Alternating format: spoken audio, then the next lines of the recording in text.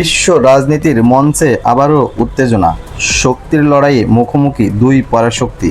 এক পাশে যুক্তরাষ্ট্র, অন্য পাশে চীন, আর মাঝখানে জড়িয়ে আছে ইরান। সম্প্রতি ডোনাল্ড ট্রাম্প হুঁশিয়ারি দিয়েছেন, যদি চীন ইরানকে সামরিক সহায়তা দেয় তাহলে চীনা পণ্যের উপর বসাতে পারে 50% পর্যন্ত শুল্ক। শুধু হুমকিই নয়, তিনি আরও বলেন, যুক্তরাষ্ট্রের বাজারে প্রবেশ করা চীনা পণ্যের উপর বিস্ময়কর ট্যারিফ আরোপ করা হবে। কিন্তু এখানেই শেষ নয়, কথা এখানেই থেমে থাকেনি। ট্রাম্পের এই অভিযোগ সরাসরি অস্বীকার করেছে চীন। চীনের পররাষ্ট্র মন্ত্রণালয় বলেছে, ইরানকে অস্ত্র সরবরাহ খবর সম্পূর্ণ মিথ্যা ও ভিত্তিহীন।